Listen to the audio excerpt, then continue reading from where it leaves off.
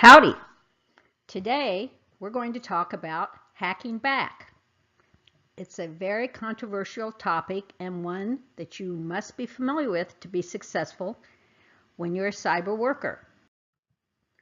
Let's talk about what we want you to learn in the next few minutes. We're going to talk about hacking back, which is currently illegal in the United States, from both a legal, ethical, and technical viewpoint. Here's how to consider hacking back. You can defend your networks, your computer systems, your environment, but there's a point where being defensive becomes offensive. And hacking back is becoming offensive to the point that you're perhaps identifying your adversary who you believe in good faith is attempting to hack into your systems, and you plant malware, or you destroy their data, or you destroy their operations. That's hacking back. Legally, currently, today, in the United States, illegal. Let's talk about it from an ethical viewpoint. What if you misidentify your attacker? That's the problem of attribution. That is, did you correctly attribute? For instance, you might think it's party A attacking you, but actually party B is attacking you, spoofing, making it look as if party A is attacking you. So if you attack or hack back against party A, planting malicious malware, destroying their data, just interrupting or destroying their operations, you have just injured an innocent party. From a technical viewpoint, you may end up creating more problems than you envisioned. For instance, you identify a hacker and believe it's company A, but company A turns out to be a front for a nation state, and suddenly you've escalated the fight, technically, to where you probably cannot win given the resources of a nation state.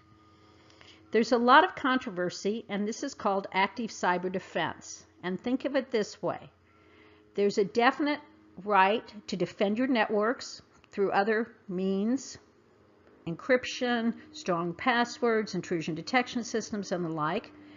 There's a gray area between what is defensive and what is offensive, and then there is a clear area that is offensive when you become the aggressor, when you become the attacker or the hacker back. And right now we live and operate and work in a very uncertain legal and ethical framework. We do not have a good policy on this.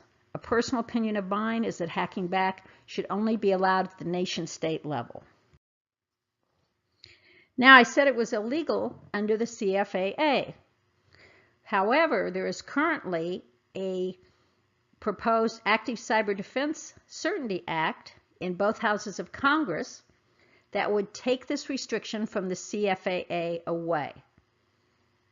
This is potentially a dangerous tool, and we need to think about this from a policy and legal standpoint. We have concerns, as I alluded to earlier, about attribution.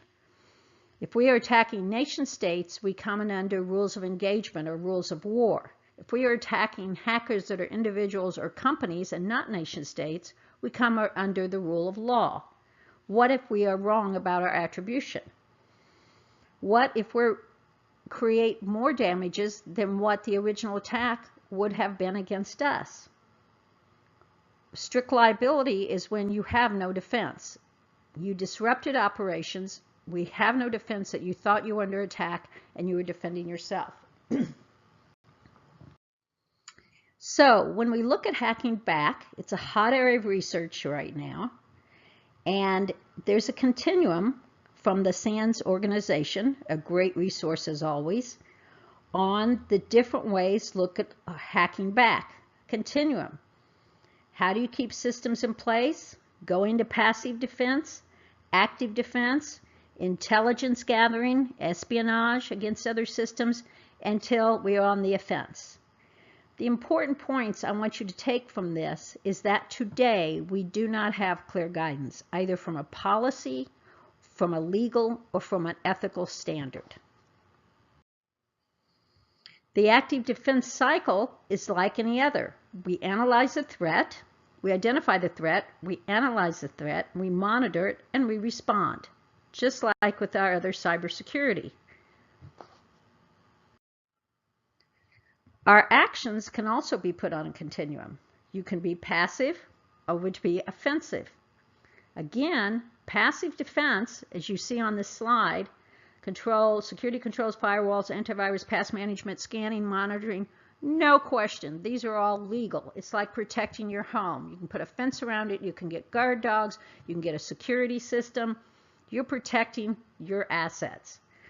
But as you go from lower impact risk to a higher impact risk, then we get into the gray area. You hacking back, you intend to disrupt or destroy your adversary, either their data by protecting or inserting malware or disrupting their operation. Another aspect of hacking back is the cost. Hacking back is expensive. You have to do intelligence, you have to do offense, you have to worry about who your adversary is, so you want to do your intelligence gathering very well. So it's higher cost and it's questionable value towards security. There are some very well respected cybersecurity commentators who say this is not worth the risk.